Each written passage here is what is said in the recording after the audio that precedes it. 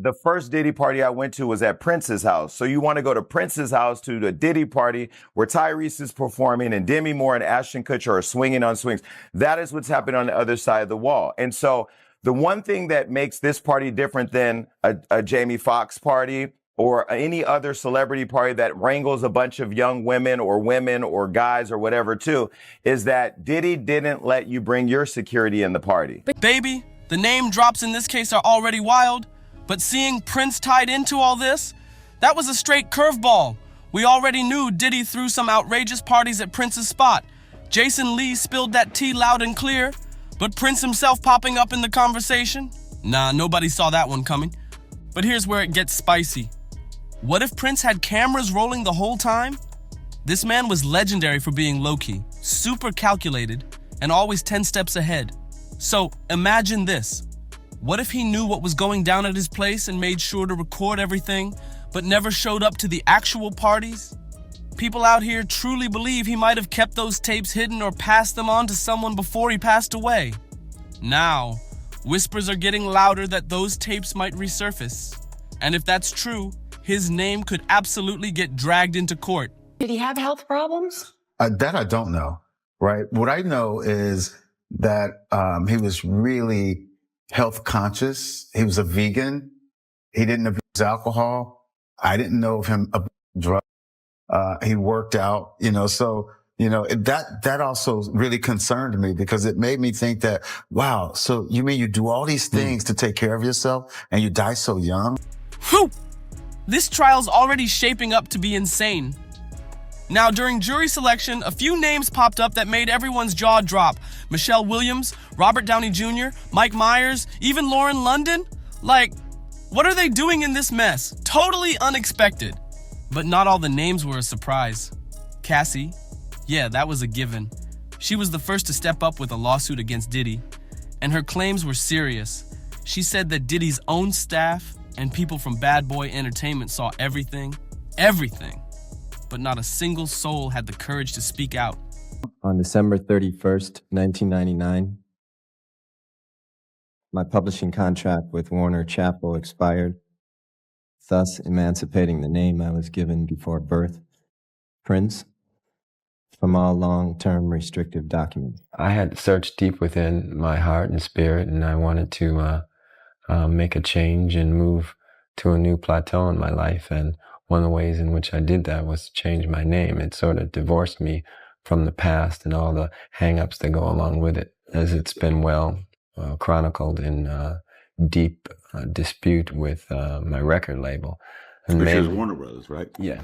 We had some issues that were basically about ownership of the music and how often I was supposed to record and things like that. I really searched deep within to find out the answer to whether fame was most important to me or my spiritual well-being, and I chose the latter.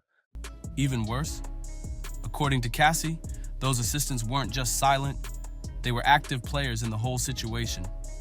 They were the ones delivering expensive gifts to her after certain violent incidents, like it was hush money, and she claimed they helped set up the so-called freak-offs too, booking hotel suites, laying out the baby oil, and Astroglide.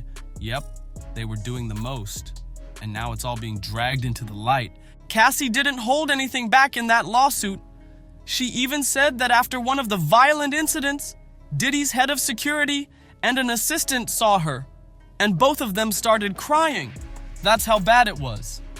So don't be surprised when these staff members start getting subpoenas left and right. They're about to be called all the way out. The first Diddy party I went to was at Prince's house. So you want to go to Prince's house to the Diddy party where Tyrese is performing and Demi Moore and Ashton Kutcher are swinging on swings. That is what's happening on the other side of the wall. And so the one thing that makes this party different than a Jamie Foxx party or any other celebrity party that wrangles a bunch of young women or guys or whatever too, is that Diddy didn't let you bring your... Now here's where things get even messier. Harve Pierre. Yes, the same Harve who's been around Bad Boy for ages. He's already tangled up in a lawsuit filed by a Jane Doe. According to her, Harve convinced her to fly from Detroit to New Jersey, and once she got there, she was allegedly assaulted by both Harve and Diddy. Like, what kind of power play is that? And it doesn't stop there. Young Miami's name came up too. She was allegedly on Diddy's payroll and rumored to be moving more than just music. People are saying she was out here transporting substances for him. That name being tossed into jury selection? Yeah, it raised more than a few eyebrows. Another name that got people talking? Dallas Austin. He's known as a producer, but he was also reportedly a childhood friend of Kim Porter, Diddy's late partner. Her sudden passing sparked serious speculation, and folks have been whispering ever since that Diddy might have been connected in some way. Dallas being in the mix? It's suspicious, no doubt. Save your life and getting you into rehab. Yes, he did. I had a long time kind of battling those things, and after my father passed, it got really bad. And so I called up Big Bruh to help. He said, okay, when and where. Then there's Lorianne Gibson, the choreographer from Making the Band. Back in 2007, she told the police that Diddy straight up picked up a chair and threatened her during a set meltdown. That's not a small thing. That's full-blown aggression. And let's not forget Aubrey O'Day. She's been loud and clear about backing Cassie and even accused Diddy of coming at her with his own inappropriate behavior. Aubrey didn't hold back at all. Oh, and Dawn Richard? Another former member of Danity Kane? She's got her own history with Diddy too. She filed a lawsuit claiming he treated her like a puppet, forcing her to rehearse for hours without sleep and allegedly taking advantage of her during that time. And just like that, Dawn's story is back in the spotlight. Dawn Richard didn't just talk about what she went through. She also claimed she saw Diddy get physical with Cassie while he was high. That's a serious accusation, and it adds even more weight to what Cassie's been saying from the start. Now here's a twist nobody was expecting. Michael B. Jordan's name came up too. But don't get it twisted. He wasn't accused of anything. He was only mentioned in Cassie's lawsuit because the two had a little flirty thing back in 2015. Still, the prosecution's out here collecting all the puzzle pieces, and they're looking into Cassie's past relationships hard. And you already know Kid Cudi's story is wild. Cassie said she had a brief thing with Kid Cudi back in 2011, during a rocky time in her relationship with Diddy. But when she and Diddy got back together, he found old emails between her and Cudi, and that's when things got dark. The lawsuit says Diddy lost it, and he wanted to make sure Kid Cudi felt the heat. And he did. Cassie's suit claims that Diddy told folks he was gonna make sure Cudi's car exploded while he was home with his people. Not even exaggerating. Kid Cudi's car actually blew up in his own driveway. That's not a rumor. That happened. It's giving obsessed. It's giving revenge. And now it's giving courtroom evidence. And listen, we're just scratching the surface. More names are definitely about to spill out during this trial. But let's circle back to Prince, because that bombshell is still shaking the room. Prince being dragged into this madness, especially over rumors of him allegedly having tape on Diddy, got folks wondering if there's a way deeper story behind his death. Could he have known too much? Could that mysterious footage be tied to something bigger? Prince apparently had a sense the end was coming. Just days before his passing, he posted a cryptic pic with a message that's now deleted. It said, "Just when you thought you were safe." And during his final appearance at Paisley Park, after his reported treatment, he told people, "Wait a few days before you waste any prayers." What did he know? Just like he seemed to sense it coming? Prince passed away at 57, found unresponsive at his Minnesota estate. Officials claimed it was an accidental fentanyl overdose, saying he unknowingly took counterfeit Vicodin laced with the deadly synthetic opioid. It wasn't hard at all. It was a 2-second phone call. He's gone. I had been preparing for 2 years, so I knew that it was coming. What does that mean? He said it a couple of years ago. What would he say? What he said was, "I've done everything that I've come to do." So I was crushed for about two years. But to this day, people aren't buying it. Clean living Prince, who stayed away from that lifestyle, dying from an OD, it never made sense. Was he secretly sick? Or was something else going on? Let's not forget, Prince was at war with the industry before he died. He wasn't just making music, He was fighting powerful people for ownership and control over his art. For years, he clashed with major labels, especially over artists' rights and fair money.